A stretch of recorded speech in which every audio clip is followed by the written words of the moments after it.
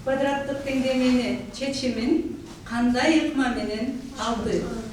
Мугалим катарында 21 кылымдын окуучуларына заманбап билим берүү үчүн педагогдордун өзгөчө STEM мугалимдердин квалификациясын жогорулатуу учурдун талабы болуп калды. Бул милдетти аткаруу максатында эл аралык уюмдар колдоого алган мектептик билим берүүнү реформалоо долбоорунун алкагында Билим берүү жана Илим министрлиги тарабынан атайын курстар уюштурулуп, окутуулар мектептерде өтүүдө. STEM багытында предметтерди окуткан мугалимдерди окутуу биздин мектептерде болуп жатат. Азыркы учурда 2 группа окуп атат, 2 кабинетте. Ошол 2 кабинетте биз шарттарды түзүп бергенге аракет кылдык.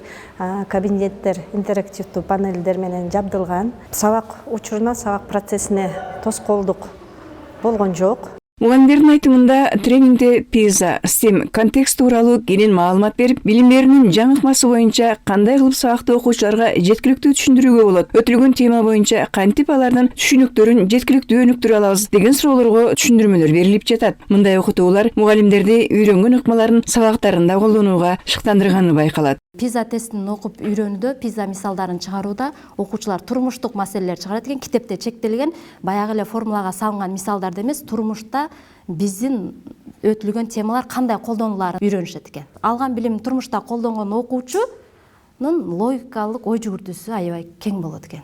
Ошону үйрөндүк. Мен эми барып эле ушул методдорду колдонуп, башкача методдорго өтүп, өзүм сүйүнүп атам ушул курска келгенимечи. Башкача методдорду колдонуп, тим эле башкача бир жолдорду колдонуп өтөйүн деп жатам да.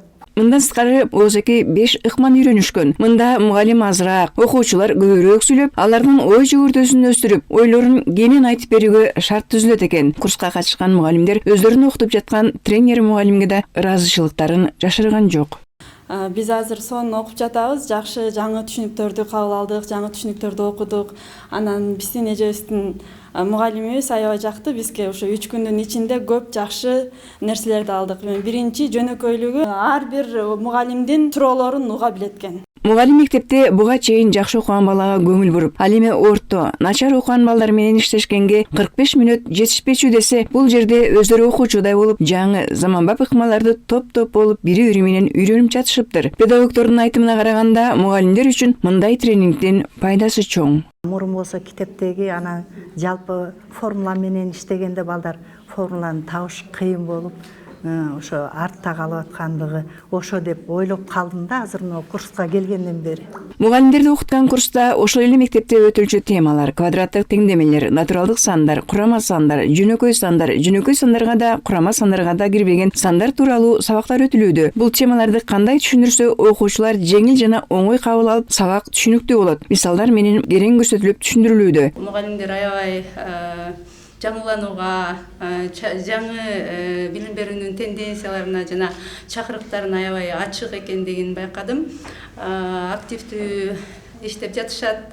Учурда мугалимдердин көйгөйлөрүнүн бири мектептерде окутуунун техникалык каражаттарынын жетишпегендиги, окуу куралдары заманбап билим берүү системасына ылайык келбегендиги, балдарды сабакка кызыктыруу өңдүү маселелери бар. Билим берүү жана Илим министрлигинде ушул өңдүү маселелерди чечүү максатында учурда атайын жумуш топ иштеп жатканы айтылууда.